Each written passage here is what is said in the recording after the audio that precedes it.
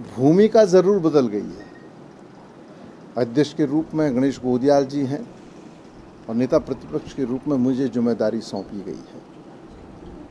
मैं तो जब अध्यक्ष बना और जो परिस्थितियां थी, उन परिस्थितियों से आप भली भांति भिज्ञ हैं। मैं कांग्रेस के तमाम साथियों का बहुत बहुत आभार व्यक्त करना चाहता हूं, उनको धन्यवाद देना चाहता हूं कि अध्यक्ष के रूप में जो सहयोग कांग्रेस के एक एक साथी का मिला, उस सहयोग के लिए मैं उनका आभार भी व्यक्त करता हूं।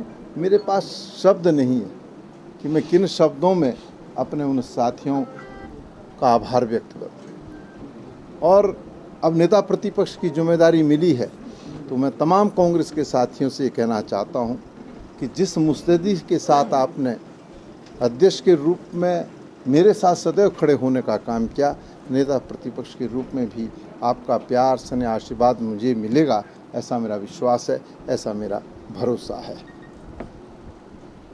आज जो हालात हैं, जो परिस्थितियां हैं, निश्चित रूप से आज उससे लड़ने की आवश्यकता है।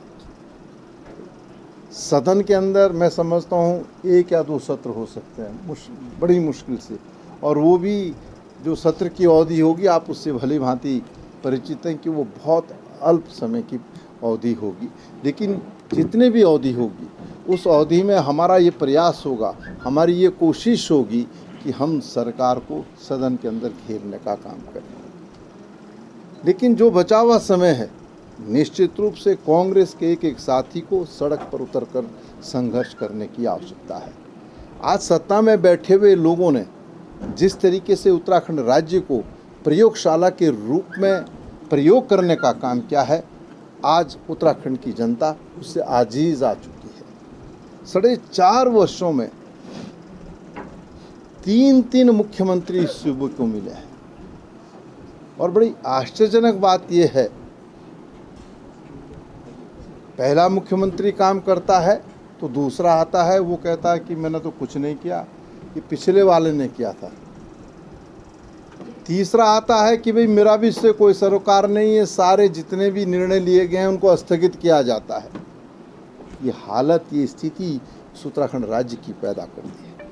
मैं आपको याद दिलाना चाहता हूँ कि जब 2017 का विधानसभा चुनाव चल रहा था, उस चुनाव में सत्ता में बैठे हुए लोगों ने, देश के प्रधानमंत्री ने उत्तराखंड के लोगों से बड़े बड़े वादे किए थे, लेकिन उन वादों में से एक भी वादा सत्ता में बैठे हुए लोगों ने पूरा नहीं किया है। आज नौजवान सड़कों पर रोजगार के लिए संघर्ष कर रहा है। किसानों की ऋण माफ़ी का वादा किया था, लेकिन ऋण माफ़ तो नहीं हुआ, बल्कि 3 काले कानून ऐसे बना दिए हैं जिसकी वजह से हमारे किसान लगभग 6 या 7 माह से 8 माह से देश की राजधानी की सीमाओं पर संघर्ष करने का काम किया। लगभग 600 किसानों ने अपनी शहादत दे दी है, लेकिन सत्ता में बैठे हुए लोगों के कान पर जूं तक नहीं रेंग रही है। ये हालत किसानों की सत्ता में बैठे हुए लोगों ने कर दी। वादा किया था कि बहुत हुई महंगाई की मार, अब की बार भाजपा सरकार।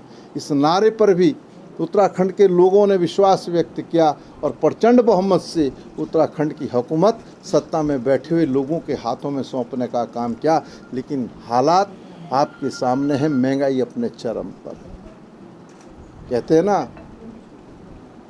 क्रिकेट में 2 खिलाड़ी खेलते हैं, उनका पेट्रोल ने तो सेंचुरी मार दी और डीजल भी सेंचुरी के नज़दीक 199 के आसपास खेल रहा है।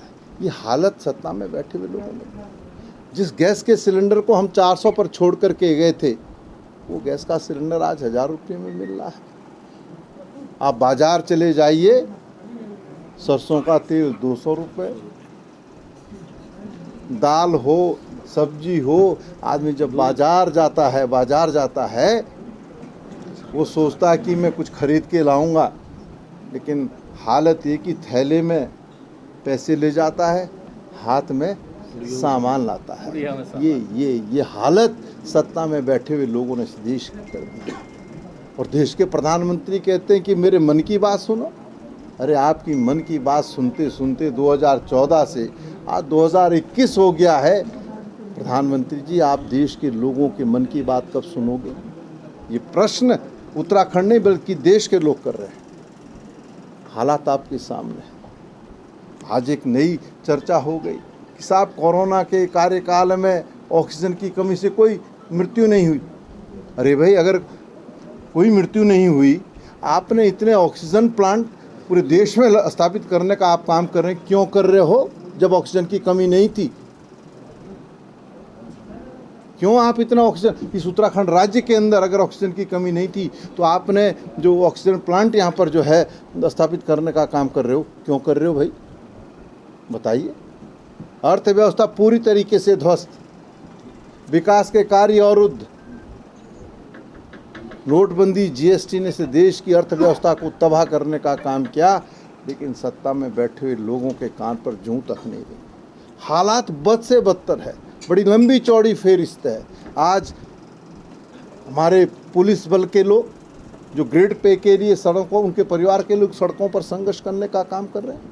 कांग्रेस पूरी तरीके से जो है पुलिस कर्मियों के साथ खड़ी है कि सत्ता में बैठे हुए लोगों ने जो वादा किया था उस वादे को सत्ता में बैठे हुए लोग कब पूरा करें।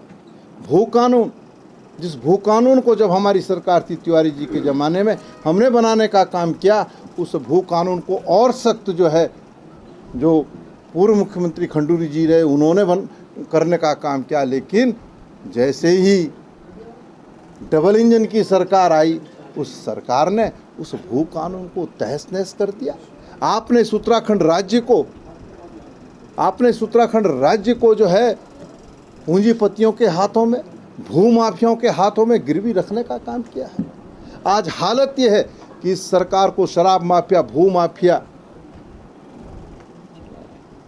और साथ साथ में जो है शराब, भूमाफिया, खनन माफिया जो है संचालित करने का काम कर रहे हैं। ये हालत, ये स्थिति आपने इस प्रदेश के अंदर पैदा कर दी है।